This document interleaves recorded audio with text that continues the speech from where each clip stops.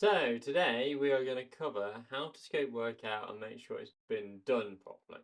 So when you're doing a sales call or your team's doing a sales call, this is particularly relevant when you're kind of like expanding the company.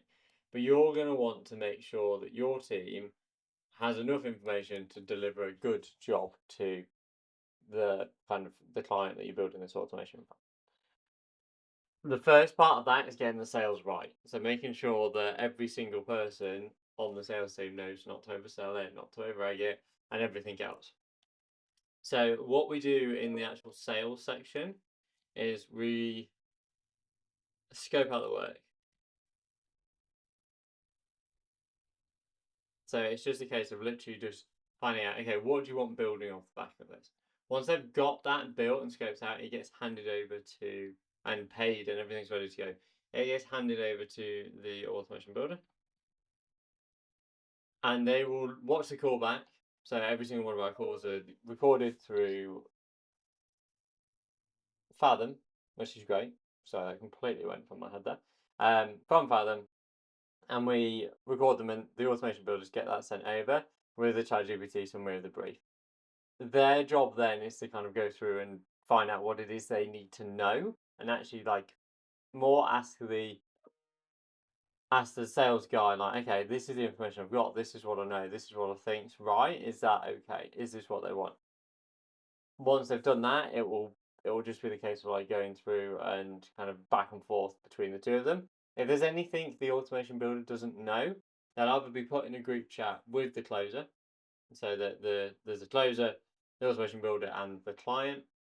And they can then talk around it. You can do Slack and other things. I'm just not a fan of Slack, so put them together and just kind of basically leave them to crack on. From there, if there's any further questions, you can go back and forth. But it's normally just a case of like finding out what the actual scope of work is and what the client is going to be expecting off the back of that.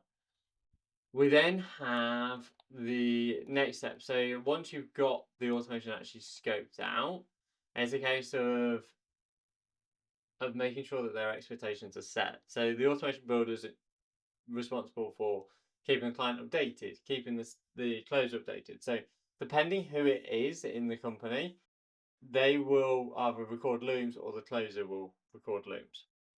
We partner our closers and builders together so that everyone's happy doing whatever they need to do.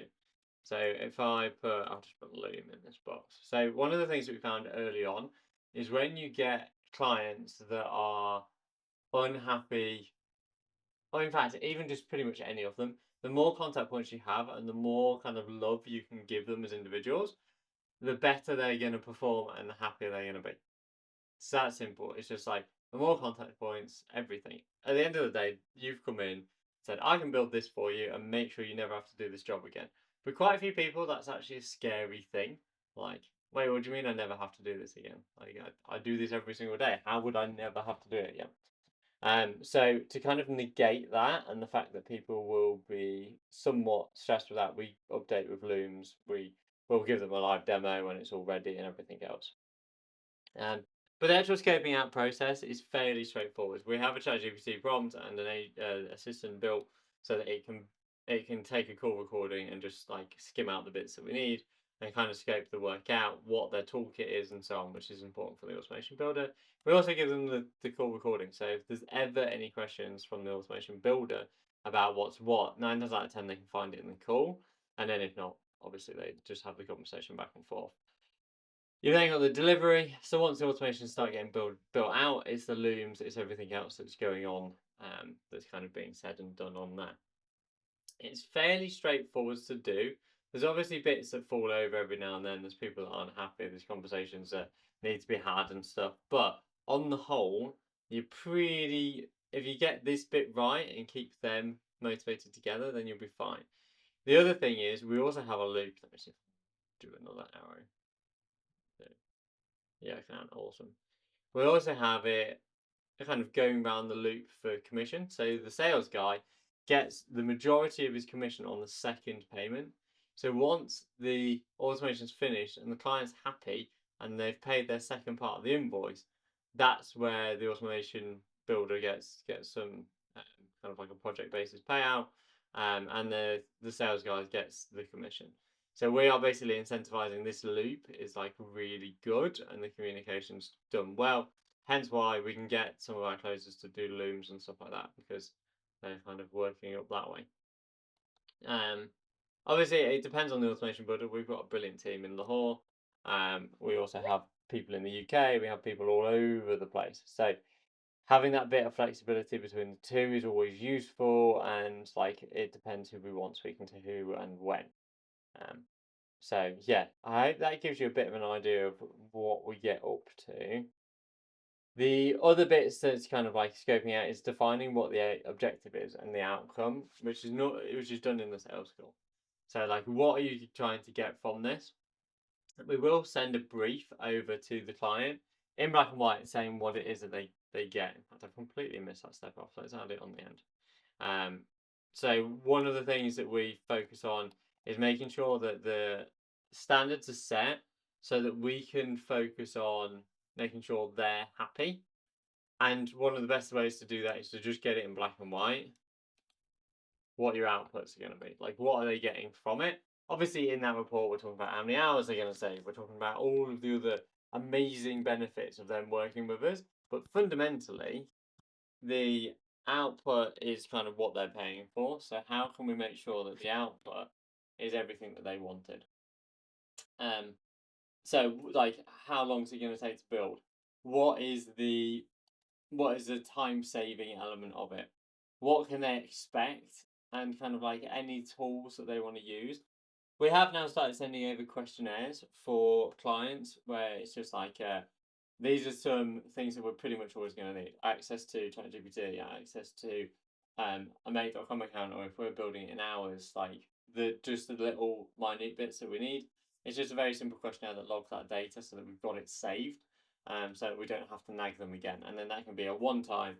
Can you get this for me? Can you do this for me? And like there's multiple touch points on there. Then we offer 3 kind of versions. What's the word? 3 changes basically at the end of an automation. So if they go, oh well, if they come to the end of it and go, oh well, I thought this was going to do X, Y, and Z, and we've put it in that document with the outputs, we can turn around and be like, yeah, I can. Like, that's not in this document. If you want that adding on, that's fine. Let's get this finished, and then we can add it on as a phase 2, and then that becomes the pricing section for that. But focusing on what we're actually going to deliver as tools and so on is like vital, and getting that right. If they turn around and say, oh, can we change how this email's sent, or the copy that's used for this, or whatever it is, like that's when we're like, yes, fine, done. And they get 3 changes like that before we're like, you're pushing it now. And then we'll just move on to an hourly rate, which is what we offer at the bottom of the contract. Or if it's like a bigger build, like moving forwards, then we'll offer something package wise. It's like, here you go, this is what we're going to do now. So that's kind of how we scope it out from that point moving forwards. We also do rely on the sales guy and the automation builder to kind of have that touch point and be like, look, this is what else we can do. This is like, and kind of sell on that. The sales guy is also responsible for those follow-ups. So like, if a project's going well and it's nearly finished and there's another project they want building, then it's a case of like, okay, let's do this one next. And then the sales guy's obviously commission driven, so he wants those kind of like continuous ones. In fact, we can add another arrow up to him, because once they've got those outputs and they're happy with their results, it goes back to the beginning and we're trying to sell them on the next thing. And then it's the same kind of loop all the way around, of like the sales guy then goes to the automation builder, which then goes back, and so on. But you need to get these outputs lined up correctly initially, otherwise it's going to be like, okay, well, what are we actually getting out of this? What does it look like?